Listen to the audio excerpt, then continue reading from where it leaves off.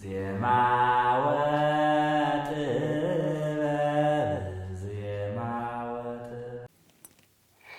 ሰላም ጤና ይስጥልን ውድ እግዚአብሔር ቤተሰቦች እንደምን ቆያችሁ እንደምን ከረማችሁ እግዚአብሔር ይመስገን እኛ ደህና ነን በየለንበት ሰላም እግዚአብሔር ከሁላችን ጋር ይሁን እያልን ይህ በማህበረ ቅዱሳን ዜማና ኪነ ጥበባት ማዕከል የተዘጋጀ ዘወትር ሐሙስ ምሽት 3 ሰዓት ተኩል ጀምሮ ወደ እናንተ የሚደርሰው ሳምንታዊ የሆት መርሃ ግብራችን ላይ ነው የምትገኙት። እስከ መርሃ ግብራችን ፍጻሜ ድረስ የአብሮት ቆይታችሁ አይለለማት እንወዳለን። በዛሬው በሆት መርሃ ግብራችን በፍካሬ ስብሐት አምዳችን ያዘጋጀንላችሁ ከባለፈው ሳምንት የቀጠለ ክፍል 2 የዘማሪት ሶስና ዋኔን የተሰኘው የበገና ዝማሬ የግጥም ይዘቱ ምን ይመስላል፣ ሰምና ወርቁ ምንድነው፣ በውስጡ ምን አይነት ይዘቶችን አንጸባርቋል የሚለውን እንግዲህ ከመምህር ዳንኤል አለባቸው ጋር ቆይታ ማድረጋችን ይታወሳል። ለዛሬ ደግሞ ክፍል 2 ነው ይዘንላችሁ የቀረብነው። እስከ መርሃ ግብራችን ፍጻሜ ድረስ አብራችሁን ትቆዩ ግብዣችን ነው። በያላችሁበት በድጋሜ መልካም ቆይታ መልካም ጊዜ ይሁንላችሁ።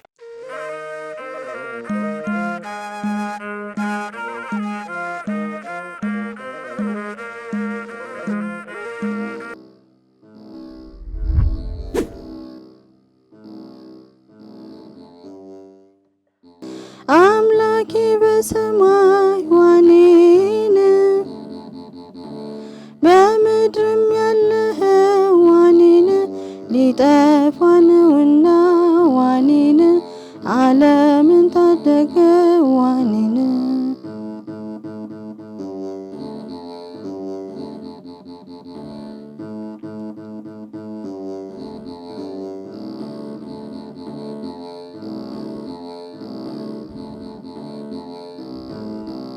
ብር ብላ ዋኔን ሄዳ ካጠገቤ ዋኔን ሳትመለስ ቀረች ዋኔን ተቅበዝባዧ ልቤ ዋኔን። እዚህ ላይ አምላኬ በሰማይ ዋኔን በምድርም ያለ ዋኔን። እዚህ ላይ መጀመሪያ በምስጋና ጀመረና አሁን ደግሞ የእግዚአብሔርን ሙሉ በኩልህነት ይመሰክራል። ይሄ ምስጋና ቀደም እንዳልኩት ውዳሴ ምስጋና የምንለው ነገር ሁልጊዜም መዘንጋት የሌለብን ምስክርነት የእግዚአብሔርን ስራ መግለጥ መሆኑን መርሳት የለብንም። ምስጋና የምንለው ራሱ ስለሆነ ማለት ነው። አሁን የዳዊት መዝሙር የዳዊት ምስጋና እንላለን።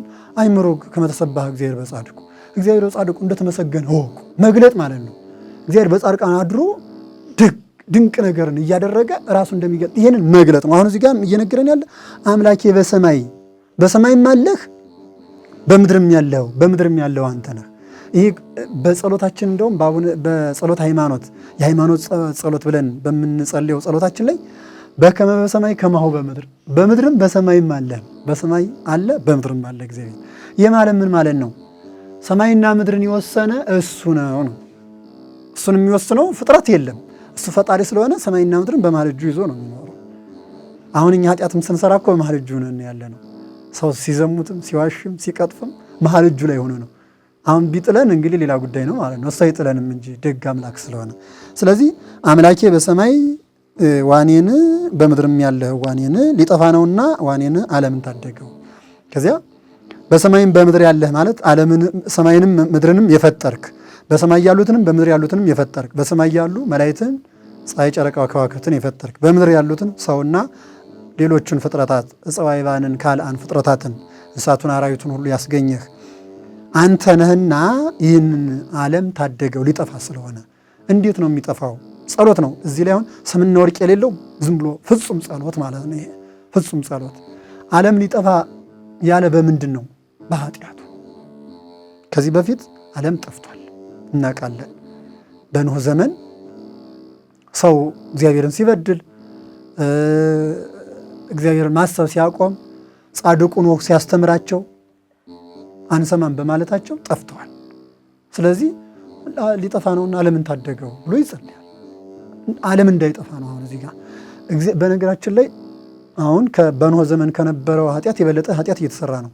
እግዚአብሔር ግን ሰይም ቀስቴ በውስተ ደመና ከመዳግመ ለምድር እያማስተናባይ ዳግመኛ ምድርን በጥፋቷ እንዳላጠፋት ቀስቴን በደመና ያደርጋለሁ ብሎ ቃል ስለገባ እግዚአብሔር ቃሉን አክባሪ ስለሆነ አያጠፋንም እንጂ አሁን መጥፊያው ነበር። የዛ ጊዜ የሚሰራው ኃጢአት ዛሬ እየተሰራ ነው። የዛ ጊዜ ዝሙት አለ፣ ዛሬም ዝሙት አለ። የዛ ጊዜ ግብረ ሰዶማዊነት አለ፣ ዛሬም አለ። የዛ ጊዜ እግዚአብሔርን መፍራት በሰው ልብ አልነበረም፣ ዛሬም ይኸው እግዚአብሔርን መፍራት ቆሟል ማለት ነው። እግዚአብሔርን አለመፍራት መኖሩን እና እርስ በርስ መበላላት አለ። እርስ በርሳችሁ የምትበላሉ፣ የምትነቃቀፉ፣ የምትነካከሱ ከሆነ ትጠፋላችሁ ነው ያለ ቅዱስ ጳውሎስ። ስለዚህ ዓለም የሚጠፋው በኃጢአቱ ነው። ይህንን ታደገው ማለት ይቅር በለው ነው ልመነው። ይቅር በለው በኃጢአቱ ምክንያት በሚመጣበት መቅሰፍት እንዳይጠፋ ወይም በኃጢአቱ በራሱ እንዳይጠፋ ይቅር በለው። ዓለም ብዙ አይነት ትርጉም አለው። እዚህ ጋር በዚህ በመዝሙሩ ስናየው ግን ዓለም የሚለው ሰውን ነው። ዓለም ስንል ዓለምን ዝም ብሎ ምድሩን ዓለም ልንለው እንችላለን። ሰውን ዓለም ልንል እንችላለን። አንድን ሰውም ራሱ ዓለም ልንል እንችላለን። ሌሎችን ስነ ፍጥረት ሁሉ ወክሎም ዓለም ይባላል። ስለዚህ ሰውን ሲሆን ግን አሁን እዚህ በመዝሙሩ አንጻር ስናየው ግን ሰውን ስለሆነ ይሄን ደግሞ የምንረዳው በዮሐንስ ወንጌል ምዕራፍ 1 ላይ ወደ ዓለም መጣ፣ ዓለም ግን አላወቀውም ይላል ቅዱስ ዮሐንስ ሲጽፍልን። ጌታ ወደ ዓለም መጣ ሲባል ወደ ሰዎች መጣ ማለት ነው። ወደ ሰዎች መጣ። ሰው ግን አምላክነቱን አውቆ ተረድቶ መቀበል አልቻለም። ስለዚህ ዓለም ሊጠፋ ነው ማለት ሰዎች በኃጢአታቸው ሊጠፉ ነው፣ ካንተ ሊለዩ ነው። መጥፋት ማለት ከእግዚአብሔር መለየት ነው እንጂ ስጋችንማ ለዘላለም እኮ አይጠፋም። ለጊዜው በመቃብር ቢኖርም ኋላ በትንሣኤ ዘጉባኤ ተነስቶ ያው እንደ ስራው ይቀበላል ማለት ነው። ጽድቅ የሚሰራው ዋጋውን፣ ኃጢአት የሚሰራው ፍዳውን ይቀበላል። የማይቀር ጉዳይ ነው፣ ማንም ሊያስተባብለው የሚችል ስላልሆነ ማለት ነው። ስለዚህ እዚያ ሳይጠፋ ማለት ወደ ሲኦልም ሳይወድቅ ካንተ ሳይለይ እባክህ ይቅር በለው፣ ዓለም የተባለ ሰውን ይቅር በለው። በብልጭልጩ ፍላጎት ዲያብሎስ በሚያሳየው ፍላጎት ተይዞ እንዳይጠፋ ይቅር በለው የሚለውን ነው። ጸሎት ነው በቀጥታ እያቀረበ ያለ። ከዚያ ብር ብላ ዋኔን ሂዳ ካጠገቤ ዋኔን ሳትመለስ ቀረች ዋኔን ተቅበዝባዧ ልቤ ዋኔን ይላል። አሁን እዚህ ጋር ብር ብላ ማለት ልብን በወፍ ወይም በአሞራ ልንለው ወክሎ ነው። ከዛ ብር ብላ ትሄድና ሳትመለስ ትቀራለች። አንዳንዷ ወፍ ማለት ነው። ሐሳቡ እሱ ላይ ነው ሰሙን ማለት የተፈለገው። ወደ ወርቁ ስንመጣ ግን ማሳየት የተፈለገው ያቺ ብር ብላ ሂዳ በዚያው እንደምትቀር ቡላል ልትሆን ትችላለች፣ ርግብ ልትሆን ትችላለች፣ ሌላም ወፍ ልትሆን ትችላለች። በዚያው በራ ሂዳ ትቀራለች። ልክ እንደዚሁ ሁሉ በወፍ የተመሰለችው ልቤ ብር ብላ ሂዳ በዚያው ቀረች ማለት ገንዘብ ፈልጋ ሂዳ ገንዘቧን ስታሳድድ ካንተ ተለይታ የጽድቅ ስራ ሳትሰራ አንተን ሳትፈራ ንስሐ ሳትገባ ስጋውን ደሙን ሳትቀበል የገንዘብ ፍላጎት ብቻ የገንዘብ ፍቅር በገንዘብ ፍቅር ተይዛ ቀረች። ብር ማለት ብር ብላ ማለት ብር ብሎ መሄድ ለወፍ፣ ይሄኛው ደግሞ ብር ፍለጋ ሄዳ ማለት ነው። በሀገራችን ብር አይደለም ምንል ያው ወርቅ አለ፣ ብር አለ። ብዙ ጊዜ ያው ሰው መዝሙሩ ማሳየት የፈለገው ሰው በሚሰማውና በሚረዳው ነገር ነው። ወፏ ብር ብላ ሄዳ ትቀራለች። በወፍ የተመሰለች ልባችን ደግሞ በገንዘብ ፍቅር ተይዛ ከእግዚአብሔር ተለይታለች። ስለዚህ ዋኔን እዚህ ላይ ነው እንግዲህ ዋኔን እንዲል አድርግ ይቅር በለኝ ነው፣ ሌላ ነገር የለውም። ይቅር በለኝ። ስለዚህ በገንዘብ ፍቅር ተይዘን እግዚአብሔር ማጣት የለብንም ነው መልእክቱ። እግዚአብሔር ማጣት የለብንም። ሰው ለገንዘብ ብሎ እግዚአብሔርን ያህል ጌታ እንዴት ያጣል? እግዚአብሔርን የሚክድ አሁን የውጭ ድርጅቶች አንዳንድ ካምፓኒዎች ሲመጡ ሲቀጥሩ ሃይማኖት ሁሉ እኔ የማውቃቸው ሁለት አሉ እንደ ምሳሌ የማውቃቸው ማለት ነው። ሄደው ሲጠይቁ እንደዚህ ከሆንክ ለምሳሌ ኦርቶዶክስ ከሆንክ አትቀጠርም ያሉ የውጭ ድርጅቶች ማለት ነው። ስለዚህ አሁን ይሄ ሰው እነዚያ ልጆቹ እንደዚህ ከሆነ አንፈልግም ብለው መጡ። ግን ገንዘብ ብቻ የፈለገ ሰው እዛ ሆዶ ይቀራል ማለት ነው። ስለዚህ ብር ስንል እግዚአብሔር እንዳናጣ፣ ገንዘብ ስናይ ከጽድቅ እንዳንወጣ፣ ገንዘብ ስናይ ገነትን እንዳናጣ፣ ከዲያብሎስ ጋር ወደ ሲኦል እንዳንወርድ ራሳችንን ማወቅ አለብን። የሚያስተምረን አሁን እሱ ይሄንን ነው። ምርቃቱንማ ዋኔን ችዬበት ነበረ ዋኔን አለማመኔ ግን ዋኔን ሲያዋርደኝ ኖረ ዋኔን በልቼ እንዳላድር ዋኔ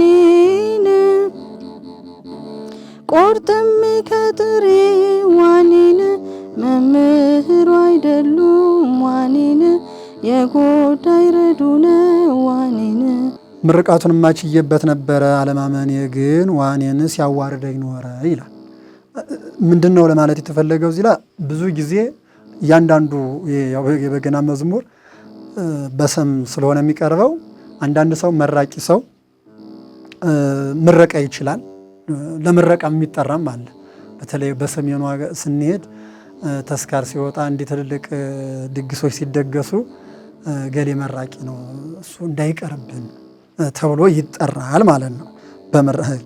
ግን አለማመኔ ግን ዋኔን ሲያዋርደኝ ኖረ ይላል። መመረቁን ይችልበታል፣ ግን ማመን ይጎድለዋል ማለት ነው። ማመን ይጎድለዋል። ያ ማለት ምን ማለት ነው? እዚህ ላይ አሁን ለማስረዳት የተፈለገው የሚፈልገውን ነገር መጠየቅ ይችላል፣ ማመስገንም ይችላል። እምነት ይጎድለኛል፣ እምነት ጎድሎኛል። ለዚህ ነው ሐዋርያት እምነት ጨምርልን ብለው ጸልየዋል። ምስጋና ብቻውን በቂ አይደለም። ማንም ሰው ሊያመሰግን ይችላል፣ ግን ማመን መተማመን ያስፈልጋል። መተማመን ያስፈልጋል። እግዚአብሔርን በአምላክነቱን ማመን እንደገና ደግሞ መታመንም ይጠይቃል ማለት ነው። መታመን አለማመንን ሲያዋርደኝ ኖረ እያለን ያለ ምክንያቱም እግዚአብሔርን ካላመን ነው እኛም ካልታመንበት መዋረዳችን አይቀርም። ለምን ወደ መውረድ ማለት ምን ማለት ነው? ከክብር መውረድ፣ ከእግዚአብሔር መለየት፣ ጽድቁን ማጣት፣ ከክብር መዋረድ ነው እያንዳንዱ። ስለዚህ መናገር ብቻውን በቂ አይደለም። መራቂ ማለት ተናጋሪ ሰው ነው። በንግግሩ የሚታወቅ ነገሮችን አቀናብሮ በደንብ ጥሩ ቃላትን መስርቶ መናገር ይችላል። ግን ያ መቻሉ እምነት ከሌለው ምንም ነው። መዝሙር ልንዘምር እንችላለን። አሁን እንደውም በቤተክርስቲያን አገልግሎት ሁሉ እኔም ያቋቋም መምህር ጭምር ስለሆንኩኝ ማህሌት እቆማለሁ። ግን መቆመን እዚያ መጮሁ ብቻውን በቂ አይደለም። አምነን በፍቅር ማገልገል አለብን። ማህሌት ላይ ቆሞ የሚስቅም ሊኖር ይችላል። ይህ የእምነት መጉደል ነው። እያቀረብኩት ያለሁት ምስጋና በእግዚአብሔር ፊት ነው።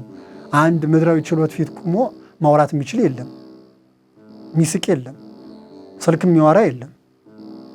ማንም አደርጋትም። ለምን? ወዲያውኑም ፖሊስ ወስዶ ስለሚያስረው። እግዚአብሔር ደግሞ አስገዳጅ አምላክ አይደለም። ነፃ ፈቃዳችንን ተጠቅመን እንከተለዋለን። ካልተከተልነው የኛ ችግር ነው። እርሱ ስላልተከተልከኝ አይደለም፣ የኔ ፍላጎት ነው። በነገራችን ላይ ጽድቅና ኩነኔን ሰው መረዳት ያለበት በመከተልና ባለመከተል የሚቀር እንጂ እኛ ኃጢአት ስለሰራን እግዚአብሔር ጨካኝ ነው ሂድ ብሎ አባሮ ወደ ሲኦል የሚወረውረን አይደለም። እኛ ዲያብሎስን ካገለገልን በቃ የፈለግነው ዲያብሎስ ነው የምንገባ፣ ዲያብሎስ የሚኖርበት ላይ ነው። እግዚአብሔርን ካላገለገልን በሕጉ በስርዓቱ ከሄድን ደግሞ እግዚአብሔር ነው የፈለግነው እሱ አለበት ላይ ነው። ምክንያቱም ሰው የሚኖረው አባቱ ቤት እንጂ ሌላ ቤት ስላልሆነ ማለት ነው። ስለዚህ አባታችን እግዚአብሔርን ከሆነ ካገለገልን የአባትነት እና የልጅነት ሕይወት ካለን አባታችን ላይ እንሄዳለን። የዲያብሎስ ከሆነ ደግሞ ዲያብሎስ ላይ እንሄዳለን። ለዚህ ነው ዮሐንስን በመልእክቱ እሙራነ ዮሙ ወዝንቱ እሙራነ ዮሙ ደቂቀ እግዚአብሔር ወደቂቀ ጋኔን፣ የእግዚአብሔር ልጆችና የጋኔን ልጆች በዚህ ተለይተው ይታወቃሉ ብሎ በመልእክቱ በአንደኛ መልእክቱ ምዕራፍ 3 ላይ ገልጦ የነገረን ለዚህ ነው። ስለዚህ አገልግሎታችን፣ ጸሎታችን፣ ምስጋናችን ያ ሁሉ እምነት ከጎደለው የማይጠቅም መሆኑ ነው እዚህ ላይ የነገረን። አለማመኔ ነው። አለማመኔ ግን ዋኔን ሲያዋርደኝ ኖረ። ከክብር አዋረደን። ሳያምን ማህሌት ቢቆም፣ ሳያምን ቢዘምር፣ ሳያምን አሁን ምክንያቱም እያመንበት አይደለማ ለሳንቲም ስለሚዘምር።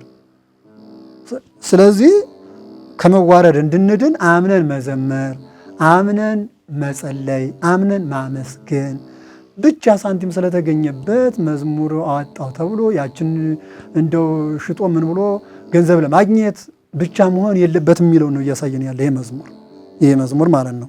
ስለዚህ ያላመነ ለጊዜው ስጋዊ ጥቅሞችን ሊያገኝ ይችላል። አለሁ ልል ይችላል። ይሁዳ ጌታ እስከሚሰቀል ድረስ 3 ዓመት ከ3 ወር አብሮ ኑሯል። ከዚያ በኋላ መጨረሻ ላይ ግን በውስጡ ምን አልነበረም? እምነት አልነበረም። ይኖር የነበረው ለገንዘብ ፍቅር ነበረ። ያችን ሙዳየ ምጽዋት ይዞ የምትገባውን ሰዓት ከ110 ስለምትደርሰው ያችን ነው።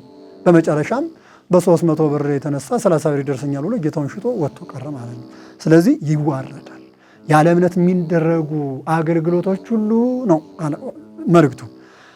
ክብር አያሰጡም፣ ያዋርዳሉ። ስለዚህ አምነን ማመስገን አምነን መዘመር አለብን።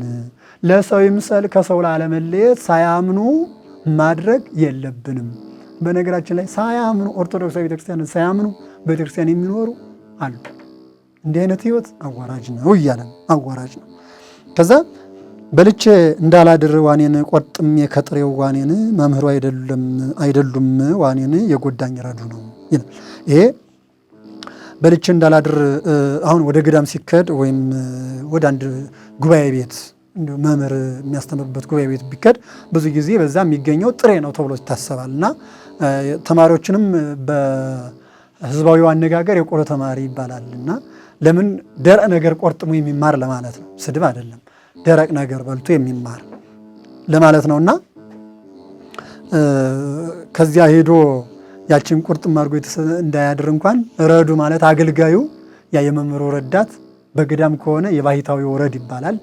የዘጋው ባሕታዊ ረድ አለው። ለሱ የሚያገለግለው ውሃ እየቀዳ የሚያቀብለው ደረቅ ነገር ያችን ኮቾሯንም የሚሰጠው ማለት ነው። በህቱና ከዘጋ በኋላ ወጥቶ መገናኘት ከሃው ጋራ ወይም ከሌሎቹ መነኮሳት ጋራ መገናኘት ስለማይችል እሱን የሚያገለግለው ረድ ይባላል።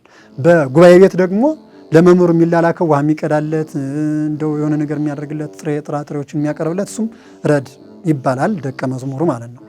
እና ይሄ አንዳንዱ ረድ እንደው ጥሩ ያልሆነ ረድ ሲሆን አይሰጥም፣ ውሃም አይሰጥም፣ ጥሬም አይሰጥም። ይቀበልና ዝም ብሎ መኝታ ሰጥቶ ያሳድራል። ይሄ የሚደረገው ያው በዓለም ላይ የሚደረግ አንዳንድ ጊዜ የሚደረግ ነው። እና ምንድነው እዚህ ጋር ሊያስረዳን የፈለገው በልቼ እንዳላድር ዋኔን ቆርጥሜ ከጥሬው መምህሩ አይደሉም ዋኔን የጎዳኝ ረዱ ነው ማለት በልቼ መምህሩ፣ አስተማሪው፣ መካሪው፣ ካህኑ ሳይሆኑ ረዳቱ ወደ መምህሩ እንዳልደርስ ወደ ካህኑ እንዳልደርስ ከዚያ የሚገኘውን ጥሬ ቆርጥሜ እንዳላድር ያደረገኝ ረዱ ነው ማለት ራሴ ነኝ እያለ ረድ የሚባል ሌላ ከልካይ የለም በቤተ ክርስቲያን። ለምሳሌ አሁን አጋፋሪ የለም ቤተ ክርስቲያን። ስጋውን ደግሞ ለመቀበል አጋፋሪ የለም። ንስሐ ለመግባት አጋፋሪ የለም። ረዱ ማለት አንድ ራሴ ወደ መምህሩ ሂጄ ንስሐ ገብቼ ጥሬን ቆርጥሜ ማለት ስጋውን ደሙን ተቀብዬ እንዳላድር እንዳልኖር የከለከለኝ ረዱ ነው ማለት የራሴ ልብ ነው። ዝቅ ብሎ መታዘዝ ሲገባው አልታዘዝም ብሎ ያረድ እንግዲህ ባሕታዊው እንግዳ ሲመጣ ያለውን ስጠው አይደለም የሚሉት። መምህሩም ደቀ መዝሙሩም ካለው ስጠው ይሉታል። ግን እሱ ይሳሳና ሳይሰጥ ይቀራል ማለት። ስለዚህ ካህናት ስጋውን ደሙን ለመቀበል ዝግጁ ናቸው። ንስሐ ለመሰጠት ዝግጁ ናቸው።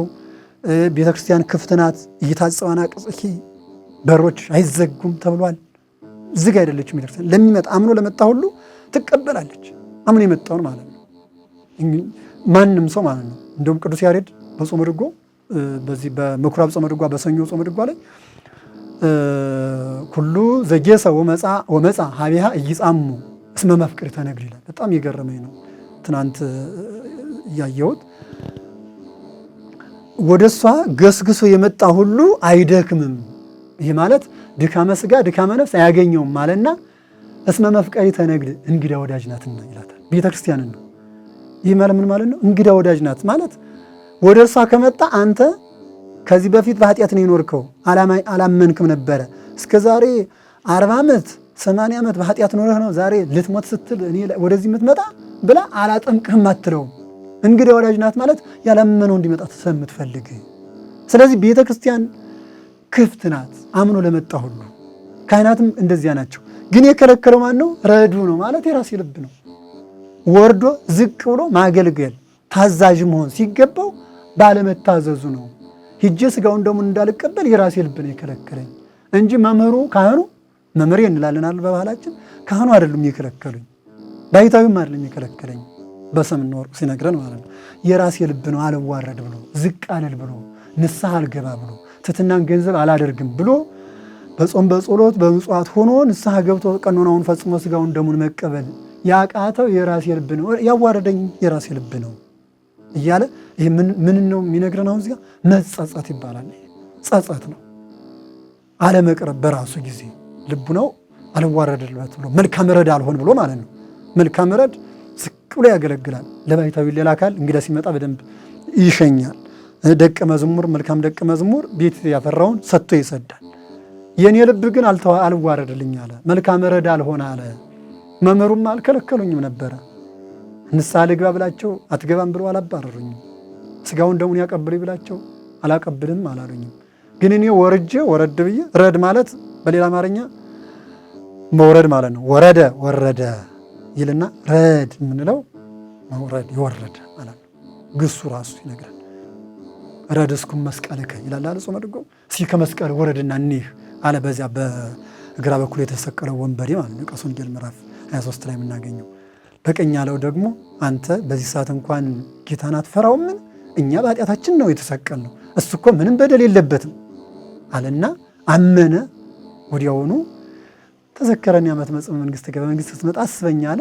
ኧረ መቼ እስከምመጣ ለምን ትሰቃያለህ? እስከዚያ እኮ ቅጣቴን ልቀበል ነው፣ ቀኖና ልቀበል ነው። ሲወል ውረድና እስከምትመጣ ልቀጣ።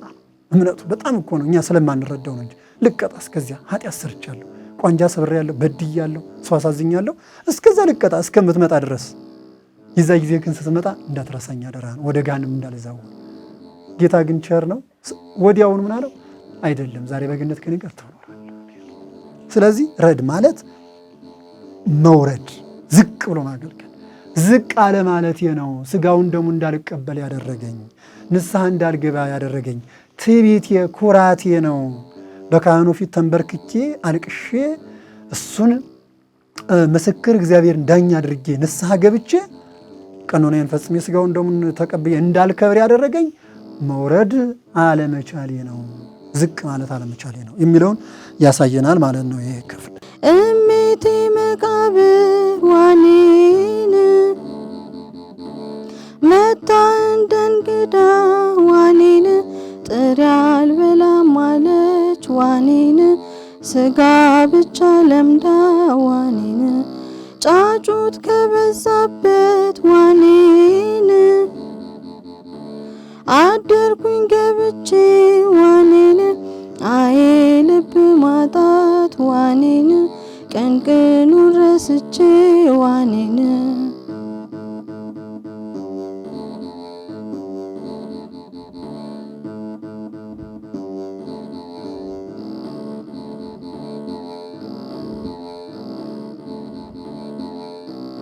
እዚህ ጋር ምንድን ነው?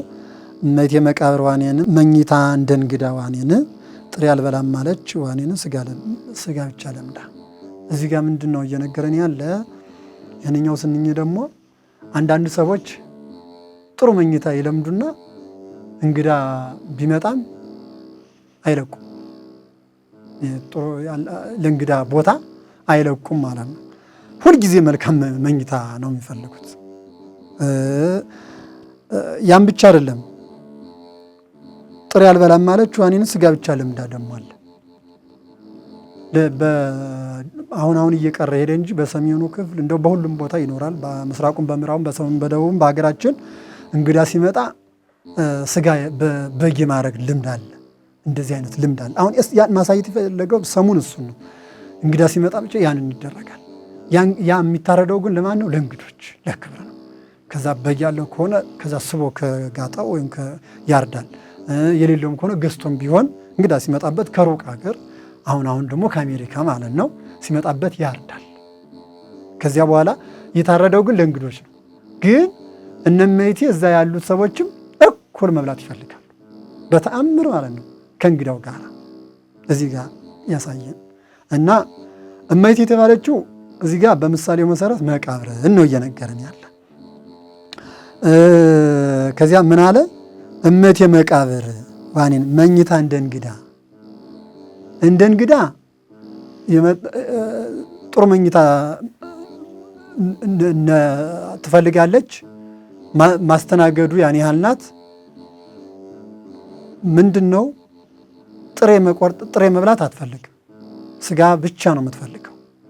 እንግዳ ሲመጣም አታስተናግድም እያንዳንዱ ማለት ነው። ስለዚህ መቃብር ጥሬ አልበላም ማለች ስጋ ብቻ ለምዳ ማለት በሰሙ መቃብር ስጋ ነው እንጂ የምትበላ ጥራጥሬ አትበላ። ሰው የሚቀበር ስጋ እንጂ ጥሬ ይቀበራል? አይቀበርም። ስለዚህ መቃብር ይቺ እመይቴ መቃብር የተባለች ሰውነቴ ማንነቴ ወደሚለው ነው እየወሰደን ያለ። መቃብር ጥሬ እንደማይቀበርበት ሁሉ ስጋ እንደሚቀበርበት የሰው ስጋ ሁሉ የእኔ ሰውነትም ጥራጥሬ አልበላም ስጋ ብቻ ነው የምፈልግ አለች። ይህ ማለት ምን ማለት ነው? አልጾምም እንዲህ ጥራጥሬ እየበላው ሰውነቴን አልጎዳም። ጾም የሚባል አልፈልግም። ሁልጊዜ ስጋ መብላት 365 ወይም 66 ቀን ስጋ ብቻ። እዚህ ፒያሳ 365 ወይም 66 ቀን ስጋ ቤት ነበረ። አሁን የለም፣ እግዚአብሔር ይመስገን። በጣም ያናድደ የነበረ እውነት ለመናገር ማለት ነው። እንደ ጾም የለ ምን የለ ማለት ነው። አሁን እያለን ያለ እመቴ መቃብር የእኔ ሰውነቴ እያለ ነው። መቃብር ሆድ መቃብር አይደለም። ዳዊትም ይናገራል እኮ ጉሮሯቸው እንደተከፈተ መቃብር ነው ይላል። የሰው ልጅ ሆዳችን እንደ መቃብር ነው፣ ምግቡን እንበለዋለን። ስለዚህ እኔ እንደ መቃብር ስጋ ብቻ እንደሚቀበርባት እኔም ሁልጊዜ ስጋ ብቻ ነው የምፈልገው፣ ጥራጥሬ አልፈልግም። አንደኛ የሚያሳየን እዚህ ላይ ጾም መጾም አልቻልኩም፣ ሁልጊዜ ስጋ ብቻ እፈልጋለሁ ነው። ሁለተኛ ደግሞ ጥራጥሬ አልበላም ስጋ ብቻ ነው ሲል ደግሞ ለስጋዬ ብቻ ነው የማስበው፣ ለነፍሴ አላስብም። ስጋ ብቻ ነው መብላት የምፈልገው ማለት ስጋ ሁልጊዜ ስለ ስጋ የስጋን ፍላጎት የነፍስ ፈቃዷ ደግሞ በጥራጥሬ ነው የተመሰለ። ጥራጥሬ ንጽህናን የሚያጎናጽፍ ነው። ወደ እነ ዳንኤል ሄደን ብናየው ስጋን በላም ጥራጥሬ እየሰጠ ፈትነን ያሉት ዳንኤልና 3 ወጣቶች። በዛ ጊዜ ጥሬ እየበሉ ጥሬ ከበሉት ግን የነሱ ፊታቸው አምሮባቸው ነው የተገኘ። ይሄ የምን ስራ ስለሆነ የነፍስ ስራ ያሳየናል። መጀመሪያው ጾም መጾም አልቻልኩም፣ ሁልጊዜ ስጋ መብላት ነው ፈልግ፣ ጾም እየገደፍኩ ነው፣ ስጋ በለተኛ ሆኛለሁ፣ ለጾም ጊዜ የለኝም የሚለውን ይነግረንና ሁለተኛ ደግሞ ለነፍሴ አላልኩም፣ ለስጋ ብቻ ነው የምለው። ስጋ ብቻ ማለት ሁልጊዜ ስጋዊ ፍላጎቴን ብቻ ነው የማንጸባርቀው። ተኝቼም ተነስቼም ሌሊት ለጸሎት ጊዜ የለኝም፣ አልነሳም። ቀን ስራ ላይ ብቻ ነው የምውለው ለስጋዬ። ስለዚህ የነፍስ ስራ እየሰራው አይደለም። ጥራጥሬ የነፍስ ስራ ነው የሚያሳየን። ምክንያቱም ከጥራጥሬ የሚበላ ሰው ሰውነቱን እየገታ እየያዘ ነው ማለት ነው። ስጋዊ ፍላጎት አይበረታበትም። ስለዚህ የነፍስ ስራ እየሰራው አይደለም እና የነፍስ ስራ እንድሰራ አድርገኝ፣ ከስጋዊ ፍላጎቴ እንድጠበቅ እርዳኝ የሚለውን ያሳየናልና ሰውነቱን እየወቀሰ ነው። ሰውነቴ የተባለች መቃብር እመቴ መቃብር ማለት ሰውነቴ እመቴ በቃ ስጋ ብቻ ነው። ስለአሁን ያለውን ነገር ይገልጥልናል፣ የኛን ህይወት ማለት ነው። ሁልጊዜ እንደው ውጭ ላይ ከቤተክርስቲያን ውጭ የምንሰራው ቀርቶ አሁን እኮ ቤተክርስቲያን ውስጥም ራሱ ስጋ ይሆነናል ማለት ነው። ስለዚህ የስጋ ፍላጎት ስለበረታብን ለደሞዝ የምናገለግል ሆነናል። ደሞዝ ካልተከፈለን ተኝተን እናድራለን። ይሄ ለስጋ ብቻ የምንኖር ስለሆነ የነፍስ ፍላጎት እየገታን ነው። ነፍሳችን የምትፈልገውን እያደረግንላት አይደለም። የነፍስ ደግሞ ፍላጎቷ ጸሎት ነው፣ ምስጋና ነው፣ ከእግዚአብሔር ጋር መገናኘት፣ በየጊዜው እሱን ማመስገን። ያ ብቻ አይደለም፣ ወደ ተዘክሮ ማደግ፣ የልቡና ጸሎት መድረስ ትፈልጋለች።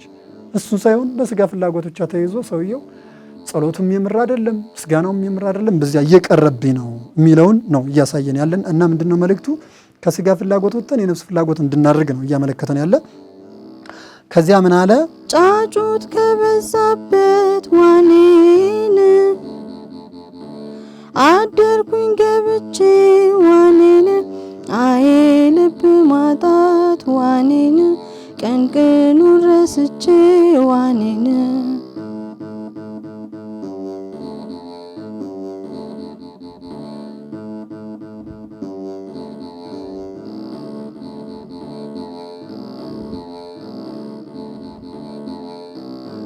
ጫጩት የሚባል የዶሮ ጫጩቶች አሉ። እነሱ ያሉበት ቅን አለበት ከፀጉራቸው ጋር እንትንና በጣም ነው እንደሚወር ይበላል። በጣም አስቸጋሪ ነው። በጣም ነው ሰውነቱን የሚጠሰጥሰው ማለት ነው። አለማወቅን ይሄን ያደረገኝ እያለ በዚያ ምሳሌ ምንድነው እየነገረን ያለ?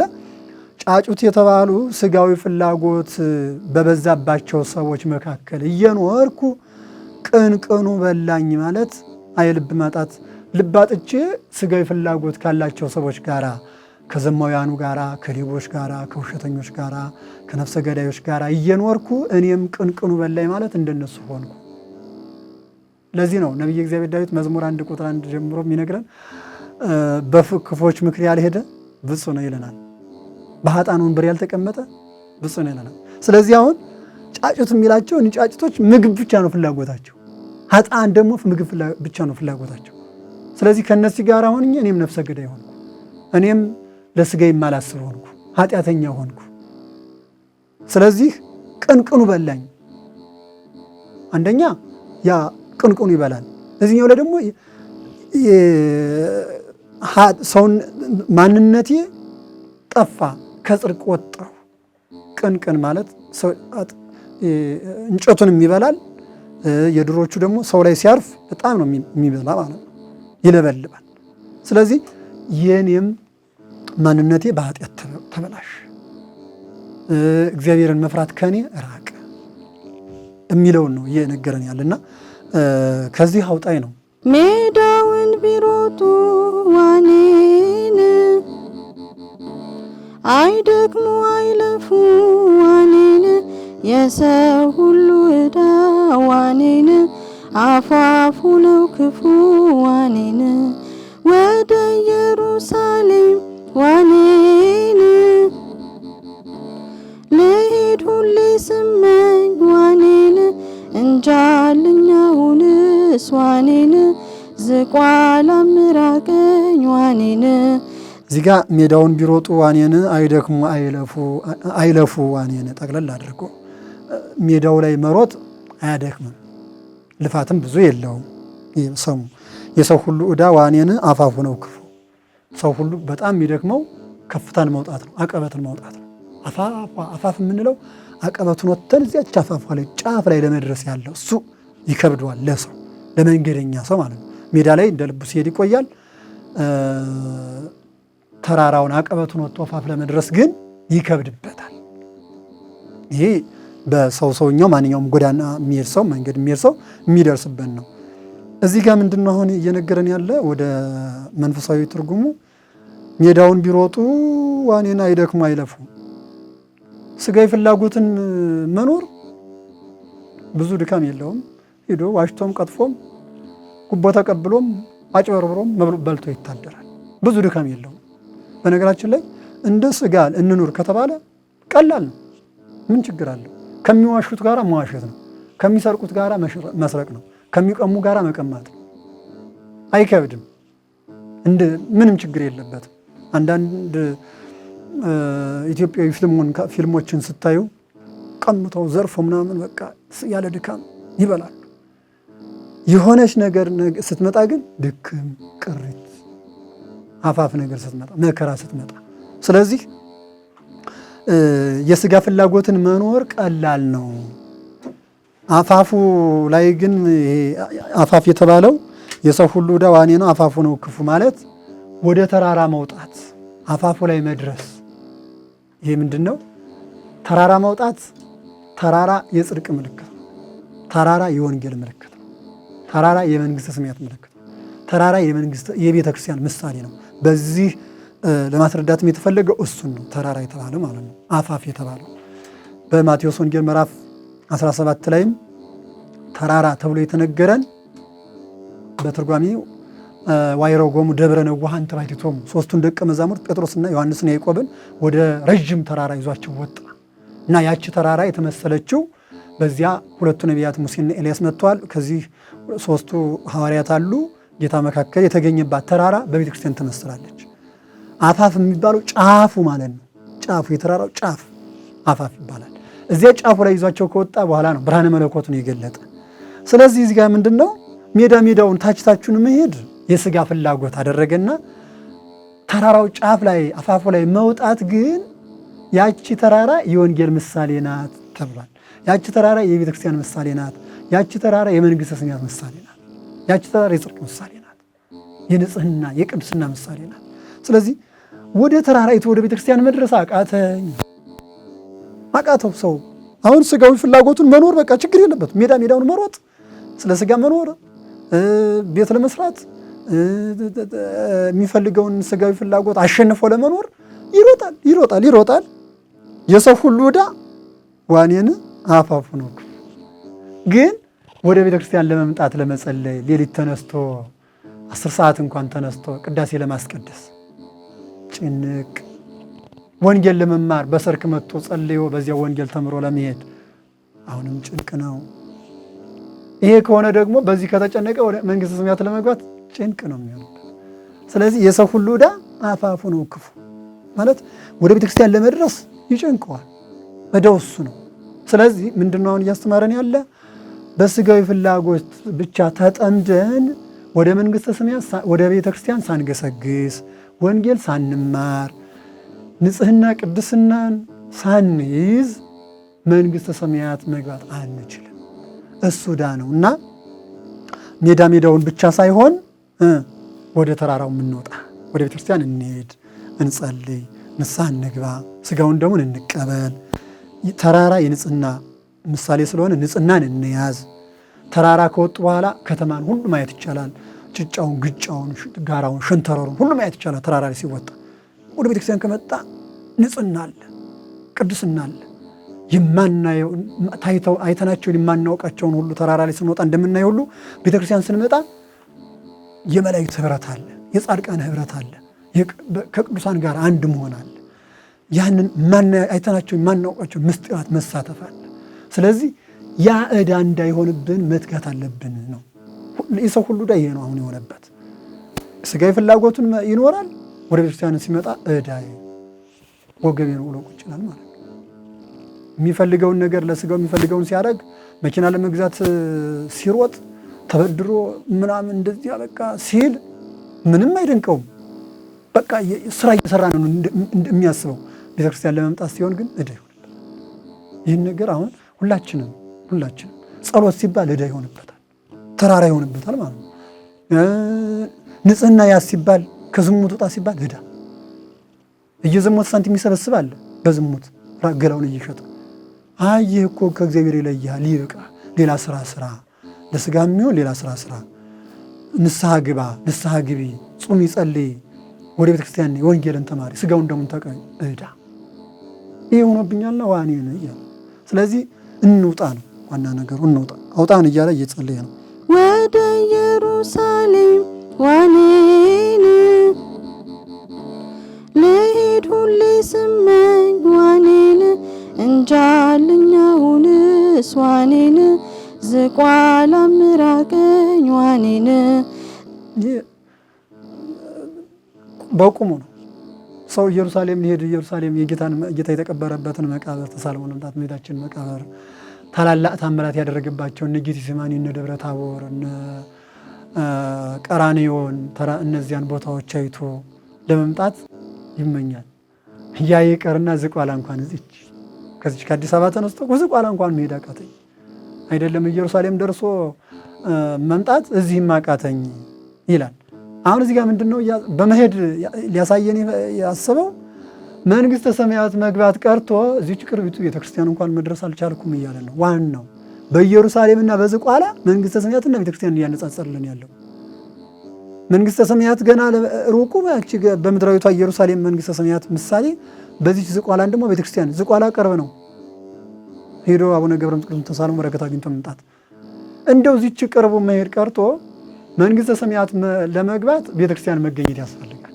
ስለዚህ ኢየሩሳሌም በመንግሥተ ሰማያት ዝቋላን በቤተክርስቲያን መስሎ እያስተማረን ነው። አሁን ቤተክርስቲያንን መሳለም አቅቶናል። ቤተክርስቲያን ሄደን ጸሎት ማድረግ አቅቶናል።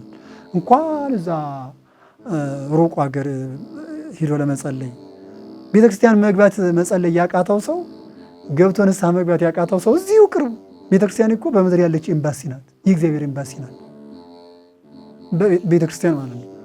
ያቺ በመንግሥተ ሰማይ ያለችዋን ክብር የምናይባት ናት ቤተክርስቲያን። መንግሥተ ሰማያት የምንቀበለው ቤተክርስቲያን ስንሄድ አሁን እዛ መንበሩ ላይ አለ ታቦቱ፣ ጽላቱ አለ። በዚያ ስጋ ወልደ እግዚአብሔር ደም ወልደ እግዚአብሔር፣ ከዚያ የካህናቱ አገልግሎት ማየጠንቱ እንዳለ ሰማያዊ ነገር የሚያሳስበን ጫማ እንወልቃለን። እያንዳንዱ ህይወታችን ሁሉ በሰማይ የምናይበት ነው።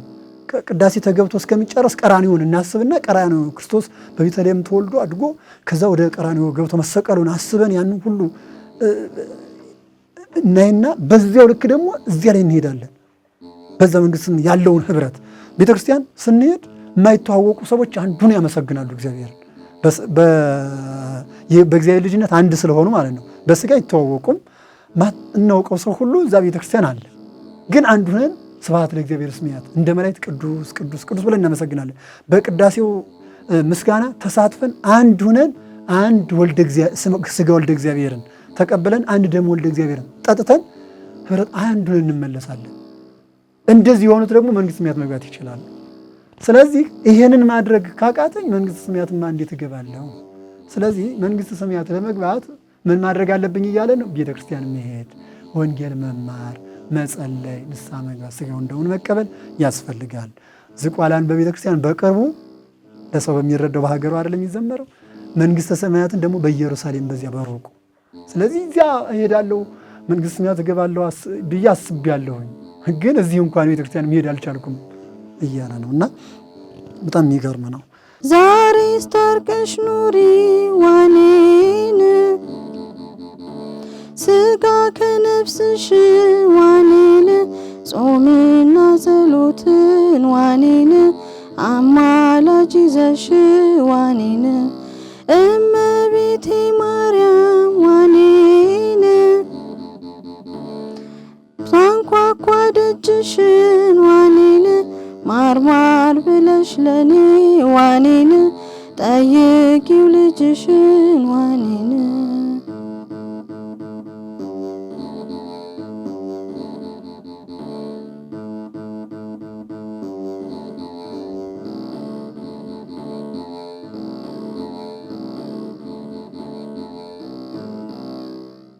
ዛሬ ስታርቀሽ ኑሪ ዋኔን ስጋ ከነፍሳችን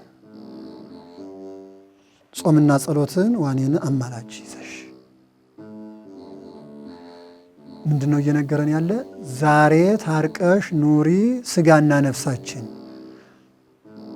አስታራቂ ደግሞ አማላጅ ደግሞ ማን ነው? ጾምና ጸሎት። ጾምና ጸሎትን አማላጅ ይዘሽ። ምክንያቱም ብዙ ጊዜ አስቀድሜ እንዳልኩት የበገና መዝሙር በጾም እንዲሁም ደግሞ በሌሊት እንደ ዳዊት ከሆነ በሌሊት በክት ልቡና በነቂ ሕሊና ሰው ጭር ባለበት ምንም በማይሰማበት እግዚአብሔርን ብቻ የምናስብበት ልብ በሌሊትና በጾም ስለሆነ ምን አለ? ጾምና ጸሎትን አማላጅ ይዘሽ ስጋዬ ከነፍሴ ታራቂ ነው እያለ ያለ። ምክንያቱም የስጋ ስራዎች አሉ፣ የነፍስ ስራዎች አሉ። አሁን ብዙ ጊዜ እኒህን መጽሐፈ መነኮሳት ነው በደንብ የሚያስረዳን። የስጋ ስራ የምንላቸው መስገድ የስጋ ስራ ነው። መንበርከክ የጉልበት ስለሆነ ማለት ነው። ግንባር መንካት፣ መሬት በግንባር መንካት የስጋ ነው። ይሄ ስጋችን ነው። ይሄ ግን መሆን የሚችለው ነፍስና ስጋ ሲታረቁ። ስጋ አልፈልግም ካለ አልሰግድም ሊል ነው ማለት ነው፣ ለነፍስ ካልተገዛ።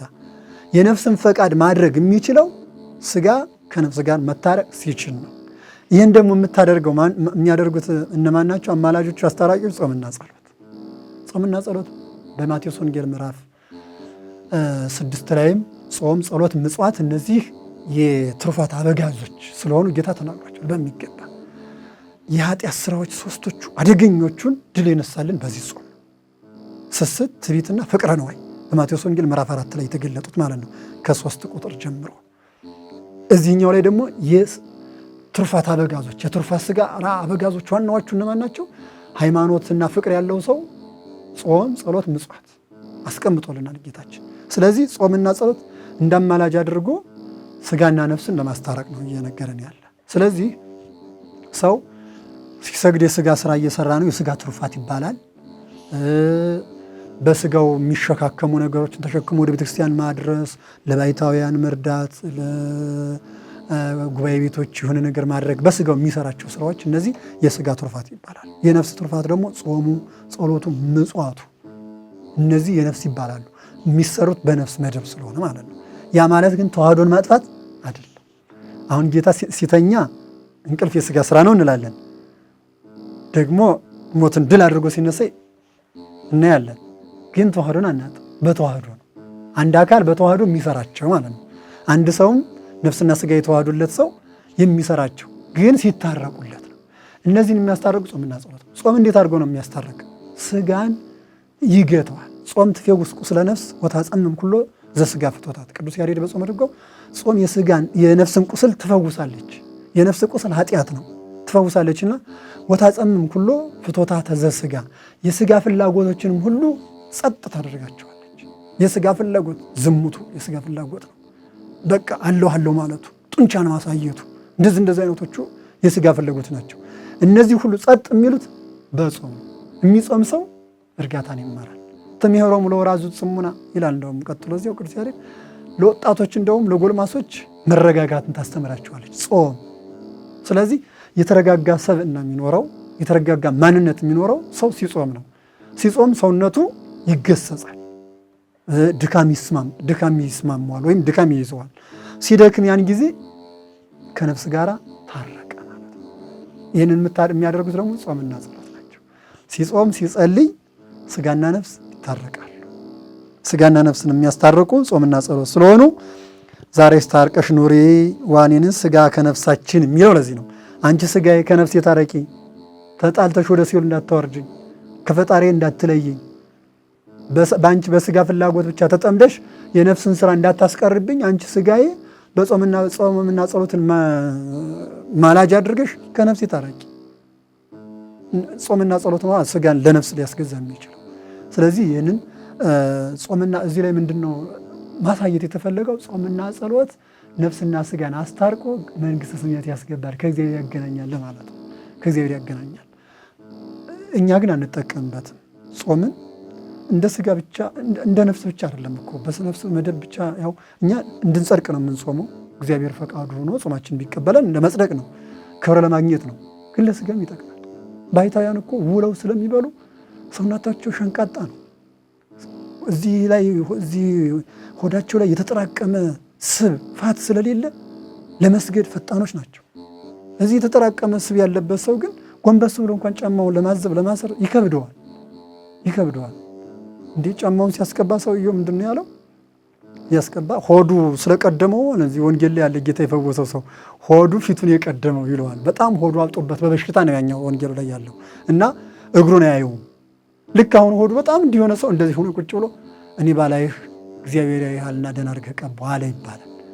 ይህ በጣም ምን ያህል ጾም ጥቅም እንዳለው ለስጋ እንኳን ሳይንሳውያን እንኳን እንጾም እያሉ ነው አሁን ማለት ብሎ ወደ ኦርቶዶክስ ተዋህዶ ሳይመጡ እንደማይቀሩ እናምናለን። እውነት ለመናገር ማለት ነው። እንዲመጡም ጸሎታችን ነው። ምክንያቱም እውነት ያለ ጽድቅ ያለ እግዚአብሔር ያለ እዚች ቤት ብቻ ስለሆነ ማለት ነው። በፍልስፍና እግዚአብሔር አይገኝ፣ በትምክህት በትዕቢት አይገኝ፣ በመብላት በመጠጣትም አይገኝ። መብልና መጠጥ መንግስተ ሰማያት ኢኮነት መብላ ወመስቴ ቅዱስ ጳውሎስ መንግስተ ሰማያት በመብልና መጠጥ የምትገኝ አይደለችም ብሏል እኮ በማለቱ አትገኝም። ስለዚህ ጾምና ጸሎት ሰውን ከስጋውን ከነፍሱ አስታርቀውለት ከእግዚአብሔር ጋር እንደሚያገናኙት ለማሳየት ነው እዚህ ላይ ይህንን እየነገረን ያለ ማለት ነው። ሌላኛው የመጨረሻው ስንኝ እመቤቴ ማርያም ዋኔን ሳንኳኳ ደጅሽን ዋኔን ማር ብለሽ ለኔ ዋኔን ጠይቂው ልጅሽን ይላል። እመቤታችን እንግዲህ አንድ ሰው ከአንድ ቤት ሄዶ በር ያንኳኳል። ከዛ ሲከፈትለታል ማለት ከዚያ በኋላ የሚያስፈልገው ቤት ያየውን ይሰጠዋል። ማርም ካለ ይሰጠዋል ማለት እስኪ ከዛ ማር አምጪ ብርቅ ነገር ነው እንግዳ የሚሰጠው። ሌላም ይሰጠዋል ማለት ነው። እዚህ ጋር ማስተላለፍ የተፈለገው ግን የሰሙ ይሄ ሲሆን ወርቁ እመቤቴ ማርያም ሳንኳኳ ደጅሽን ማለት በጸሎት በልመና በምልጃ ልብሽን እያንኳኳው ነው፣ እንድትሰሚኝ እየጠየቅኩ ነው። በዚህ በመጽሐፍ ቅዱስ በር የተባለ ልብ ነው። አንኳኩ ይከፈትላቸዋል የሚለው በጸሎት ጠይቁኝ ነው። ማንኳኳት የእግዚአብሔር ልቡና የፈለግነውን ነገር እንዲሰጠን ነው። በመጽሐፍ ቅዱስ ትምህርት በር የሚንኳኩ ደጅ ዝጋ የሚባሉ ነገሮች፣ ደጅህን ዘግተህ በዚያ ጸልይ የሚባሉ ነገሮች ልብ ይባላሉ። ስለዚህ አራሪልኝ ልብሽ ይራራልኝ እያለ ነው። ልብሽ ይራራልኝ፣ ደጅሽ ክፈት ማለት ሳንኳኳ ደጅሽን ክፈችልኝ፣ ልብሽን አራሪልኝና በርኅራኄ ማርማር ብለሽ ለእኔ ዋኔን ጠይቂው ልጅሽን። ማርማር ብለሽ ጠይቅ ማለት ማር እስኪ ከዛ ማር ስጫት ይባላል አይደለ? ካለ አሁን ማራት ብለሽ ከልጅሽ ይቅርታን አሰጪ። ምክንያቱም መዝሙሮቹ ሁሉ፣ ትምህርቶቹ ሁሉ፣ ስብከቶቹ ሁሉ፣ ጸሎቶቹ ሁሉ፣ አገልግሎቶች ሁሉ መጨረሻቸው ምንድን ነው? ይቅርታ ማግኘት። የእግዚአብሔርን ይቅርታ አግኝቶ ገነት መግባት ነው። ሌላ ምንም ነገር የላትም። እያንዳንዱን የመጽሐፍ ቅዱስን ክፍል ከዘፍጥረት ጀምሮ እስከ ሚልክያስ ሌሎችም ቅዱሳት መጻሕፍትን፣ ገድላት፣ ድርሳናት፣ ታምራትን ብናነባቸው ይቅርታ አግኝቶ መንግሥተ ሰማያት መግባት ነው መጨረሻ ግባችን እሱ ነው። የኦርቶዶክስ ተዋሕዶ ሃይማኖትም የሌሎቹም መንፈሳዊ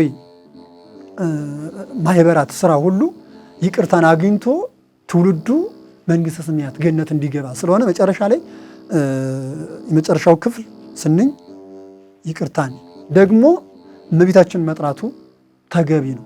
ለምን? ከሥላሴ ከምስጋና ሲሶ አላት እመቤታችን።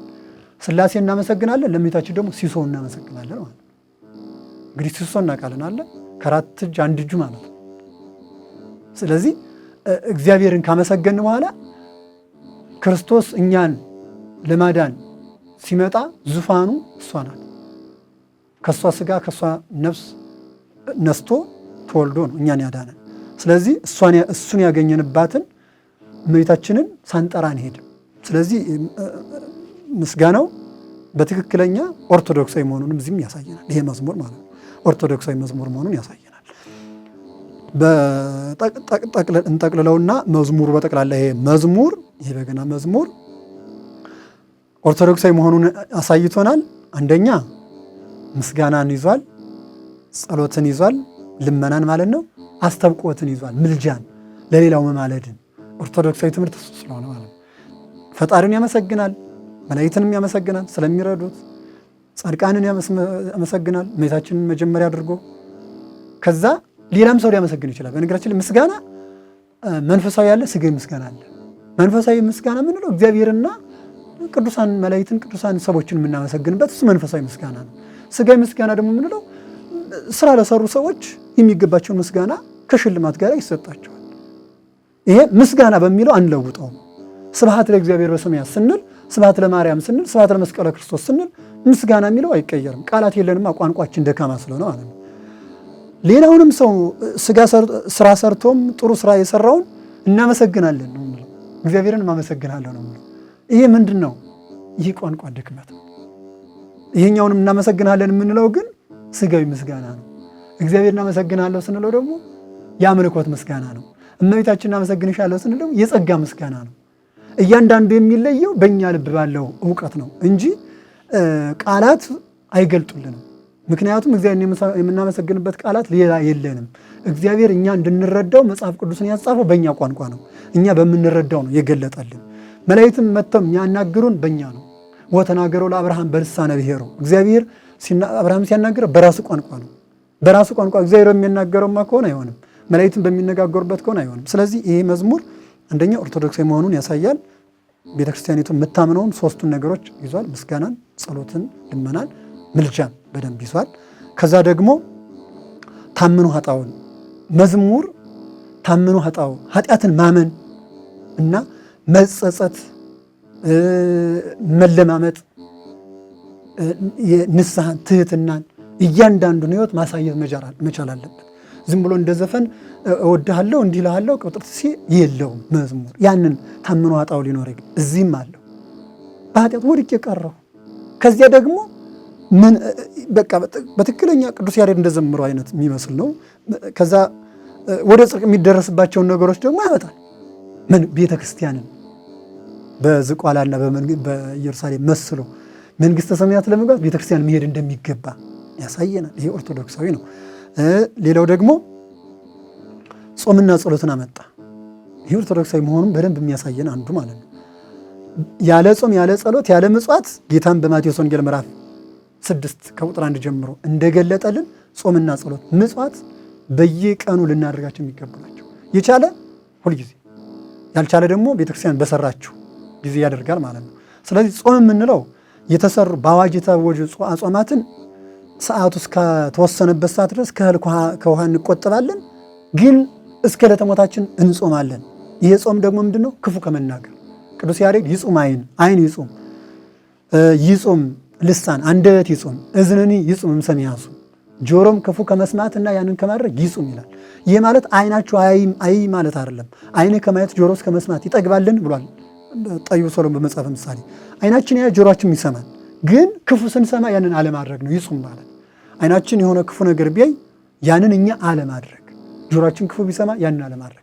አንደበታችን አለመሳደብ፣ አንደበት ይጹም ሲባል አለማማት፣ አለመሳደብ፣ ሐሰት አለመናገር። ይሄ ዘላለማዊ ጾም ይባላል፣ ጊዜ የማይወሰንለት እስከ ዕለተ ሞታችን። ስለዚህ ይህንን አመጣና ነፍሳችን ከስጋችን የሚታረቅበት በጾምና በጸሎት ስለሆነ ጾምና ጸሎት ደግሞ የኦርቶዶክሳዊነት መገለጫ። ያ ብቻ አይደለም፣ የመጽሐፍ ቅዱሱ ዋናው ሐሳብ ነው። ጌታም ስራውን ወደዚህ ምድር መጣ፣ ተጠመቀ፣ ዕለቱን ሳያድር እኛም ከተጠመቀ ክርስቲያን ከሆን በኋላ ጾም መጾም እንዳለብን መጸለይ እንዳለብን ሊያስተምረን ወደ ገዳመ ቆሮንቶስ ሄደ። እሱ ጾሞ ጸልዮ ለማን ይጠቅመዋል? እሱ አይጠቀምበት፣ አምላክ ነው። ምን ይቅርታ ያገኝበት፣ ኃጢአት የለበት። ግን ለማን ነው? አንድ ክርስቲያን ከተጠመቀ ካመነ ይጠመቃል፣ ክርስቲያን ይሆናል። የእግዚአብሔር ልጅ ከሆነ በኋላ ምን ይጠብቀዋል? ስራ ይጠብቀዋል። የጾም ስራ፣ የጸሎት ስራ፣ የምጽዋት ስራ፣ የስግደት ስራ። ስራውን የሚጀምረው በጾም ነው። ስለዚህ እናንተም ካመናችሁ ከተጠመቃችሁ በኋላ ጾም አላችሁ ለማለት ጌታ ተጠምቆ ዕለቱን ሳይውል ሳያድር ማክሰኞ ቀን ተጠመቀ፣ ወዲያውኑ ገዳመ ቆሮንቶስ ገባ ማለት ነው። ወደ ገዳመ ቆሮንቶስ ደግሞ የሄደበት ቦታ የመረጠው ቦታ ምድረ በዳ ምንም ጠል ልምላሜ ወደ ሌለው ማለት ነው የሄደው። በዚያ ምግብ ወደ ሌለው 40 መዓልት 40 ሌሊት ሲጾም። እናንተም በክርስትና ስትኖሩ ባዶ ልትሆኑ ትችላላችሁ። ረሃብ ሊመጣባችሁ ይችላል፣ ችግር ሊመጣባችሁ ይችላል። ምድረ በዳ ማለት ምንም የሌለበት ህይወት ሊሆንባችሁ ይችላል። በዛ ጊዜ ጸንታችሁ ተዋጉት ዲያብሎስ። በመጨረሻ ዲያብሎስ ሊፈትነው መጣ። በፍቅረ ንዋይ፣ በትዕቢት፣ በስስት መጣበት። በሶስቱም ድል አደረገና ድል መንሳቱን ደግሞ ለእኛም ሰጠ። ከዚያ ምን አለ? ጽኑ እስማነ ሞይክዎ ለዓለም፣ እኔ ዓለምን አሸንፌዋለሁና እናንተም ጽኑ በርቱ አለ። እዚህ ላይ ዓለምን ሲለን የዲያብሎስ አሰራር ነው ማለት ነው። እዚህ ላይ ዓለምን አሸንፌዋለሁ ሲለን፣ ስለዚህ ይህ መዝሙር በጠቅላላ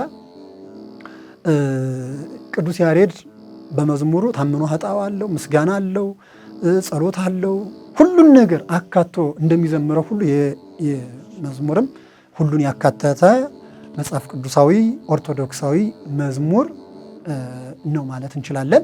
ከዛ ደግሞ የቅዱሳንን ምልጃ ኦርቶዶክሳዊነት የቅዱሳንን ምልጃ ማመን ስለሆነ ይሄው እመቤቴ ማርያም አለና ማርማር ብለሽ ልጅሽ አስምርኝ በማለት ምልጃን አካቷል። ይህ በትክክለኛ የቅዱስ ያሬድን መጻሕፍትም ዜማቸውን ስለተማርኳቸው በትክክል የቅዱስ ያሬድን መዝሙር የሚመስል መጽሐፍ ቅዱሳዊ ኦርቶዶክሳዊነትን የያዘ ቤተክርስቲያን ምልጃን ታምናለች፣ ጾም ጸሎትን ታስተምራለች፣ ትኖረዋለች።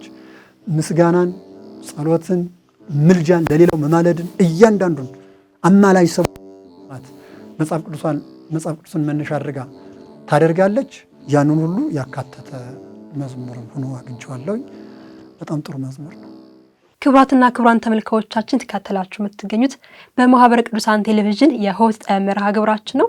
እንግዲህ በዛሬው በሆት መርሃ ግብራችን ከባለፈው ሳምንት የቀጠለ ክፍል 2 ያዘጋጀንላችሁ ወይም ያቀረብንላችሁ ዋኔን የተሰኘው የዘማሪት ሶስና የበገና ዝማሬ የግጥም ይዘቱ ምን ይመስላል፣ ሰምና ወርቁ ምንድነው፣ አጠቃላይ ትርጓሜ ምን ይመስላል የሚለውን ከመምህር ዳንኤል አለባቸው ጋር እንዲሁም ደግሞ የበገና መምህርት ከሆነችው ከእህታችን ጸጋነሽ አበበ ጋርም ቆይታ አድርገናል። ለእህታችን ለመምህርት ጸጋነሽ አበበ እንዲሁም ደግሞ ለመምህራችን መምህር ዳንኤል አለባቸው ቃሌቱን ያሰማልን፣ የአገልግሎት ዘመናቸውን ይባርክ ለማለት እንወዳለን። እንግዲህ ጥሩ ግንዛቤ ቁም ነገር እንዳገኛችሁበት እምነታችን ነው። እንግዲህ ለዛሬ ያዘጋጀንላችሁ መርሃ ግብራችን ይህን ይመስላል።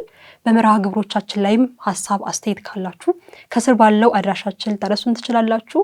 ይህን መርሃ ግብር ዜማ ወጥበብ ዘማህበረ ቅዱሳን በተሰኘው ዩቲዩብ ቻናላችን ላይ ማግኘት ትችላላችሁ። ዩቲዩብ ቻናላችንን ሁሌ እንደምንላችሁ ላይክ፣ ሼር፣ ሰብስክራይብ እያደረጋችሁ ለወዳጅ ዘመዶቻችሁ እያጋራችሁ ቤተሰብ እንድትሆኑ መንፈሳዊ ግብዣችን ነው የሚሆነው። እንግዲህ ከቀሪ ማህበረ ቅዱሳን ቴሌቪዥን መርሃ ግብራት ጋር አብራችሁን ትቆዩ እየጋበዝን እኛ ከወዲሁ እንሰናበታለን። እስከ ሳምንት መልካም ጊዜ፣ መልካም ቆይታ። ለነፍሰ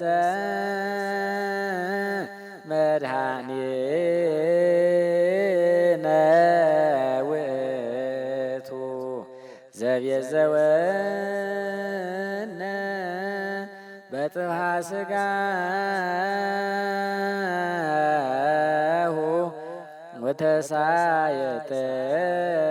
ወተሳየጠነ በንዝሐተ ደሙ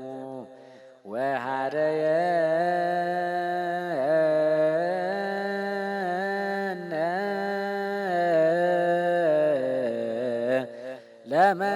ለመንግሥቱ